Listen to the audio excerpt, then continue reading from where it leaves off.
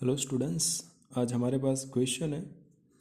The enthalpy change on freezing of 1 mole of water at 5 centigrade to ice at -5 degree centigrade is. Delta is fusion हमको given है 0 degree पे 6 kilo joule per मोल, और H2O liquid के लिए Cp की value given है और H2O solid के लिए Cp की वैल्यू गिवन है। ठीक है, और ये क्वेश्चन पूछा गया है जे मीन्स 2017 में। ठीक है, तो आइए कैलकुलेट करते हैं हम लोग। तो पहले हमको एक अच्छा सा डायग्राम बनाता है कि उसको कैलकुलेट कैसे करते हैं।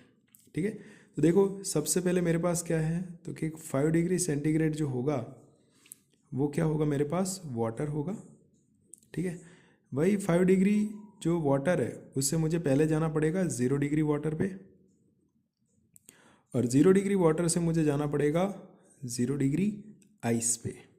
ठीक है, और 0 डिग्री आइस से मैं कहाँ जा सकता हूँ, -5 डिग्री आइस। ठीक है, और यहाँ का अगर मैं टोटल चेंज फाइंड कर लूँ डेल्टा आर ऑफ एच, तो मुझे क्या मिल जाएगा, एंथैल्पी चेंज। ठीक है, देखो इसी चेंज को कैलकुलेट करने के लिए देखो -5 डिग्री टू 0 डिग्री है, इन दिस केस हमारे लिए T1 है, तो ये क्या हो जाएगा T2। तो यहाँ से हम लोग Q फाइंड कर सकते हैं NCV इंटू डेल्टा टी से। यहाँ पर मुझे फ्यूज़न हो रहा है, देखो यहाँ पे कोई चेंज नहीं हो रहा है, चेंज नहीं हो रहा है, तो डेल्टा एच फ्यूज़न की वैल्यू मेरे पास delta H fusion is equal to 6 kilo joule per mole. ठीक है, मतलब ये आपका Q2 तो ऑलरेडी गिवन है। रही बात यहाँ से यहाँ, तो टेम्परेचर का चेंज दिखाई दे रहा है।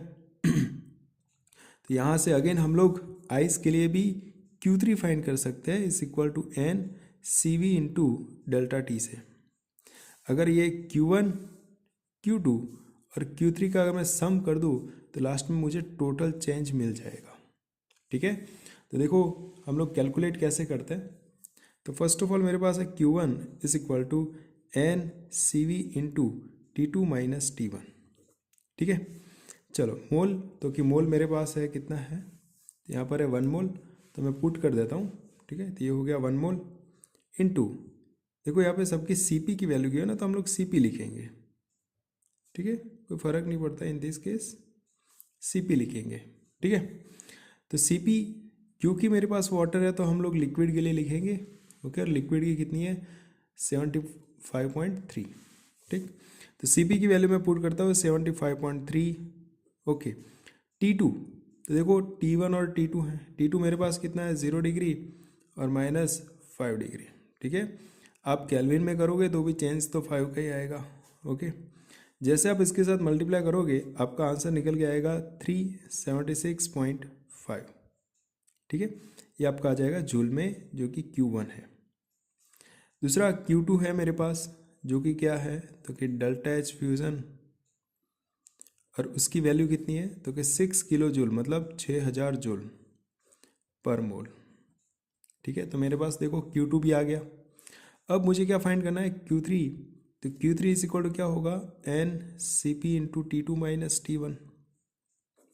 अगेन मेरे पास मोल तो कितना अभी भी एक ही है, बट अभी आइस के लिए कैलकुलेट कर रहे हैं, और आइस के केस में CpH2O सॉलिड के लिए मेरे पास कितना है 36.8, तो बस लिख लो 36.8। ठीक है, और ये है आपका T1, क्योंकि यहाँ से चल रहे हो तो ये आपका क्या हो जाएगा T2, तो T2 माइनस T1 मतलब -5 degree centigrade to 0 degree centigrade. ठीक है, तो यहाँ से अगर हम लोग मल्टीप्लाई करेंगे तो अगेन आपका आंसर माइनस में आएगा, और वो हो जाएगा नियरली 184 के आसपास जूल। ठीक है, तो देखो मेरे पास Q1 है, Q2 है और Q3 है, तो हम सबका एडिशन कर लेंगे। ठीक है, तो टोटल कितना हो जाएगा, Q टोटल, जिसको हम लोग डेल्टा एच बोलते हैं रिएक्शन का, मतलब total change, that is equal to -376.5 plus 600 हो जाएगा आपका। ठीक है, और माइनस, और एक चीज़ और ध्यान में रखना, यहाँ पर फ्यूज़न हो रहा है। ठीक है, मतलब वाटर टू कहाँ जा रहा है, आइस में, तब हम लोग एंथैल्पी, क्योंकि वो क्या होता है, हीट को रिलीज़ करता है। ठीक है, क्योंकि वाटर टू आइस में जा रहा है, अगर आइस टू वाटर में जाता तो हमको एनर्जी देनी पड़ती, तो यहाँ पर भी वैल्यू क्या लेंगे हम लोग माइनस, तो अगेन क्या हो जाएगा, ये माइनस हो जाएगा और ये हो जाएगा 184 के आसपास। ठीक है, टोटल आप कैलकुलेट करोगे तो कुछ ना कुछ निकल के आएगा 60.5 माइनस।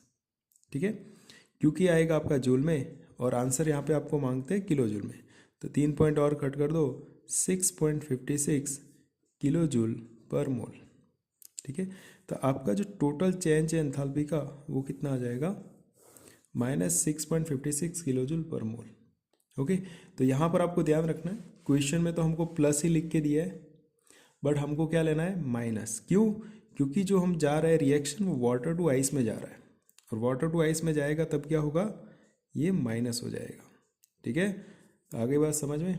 देखो JEE 27 में पूछा गया था, इम्पोर्टेंट क्वेश्चन है। ठीक है, तो नोट कर लेना। मिलते हैं नेक्स्ट वीडियो में।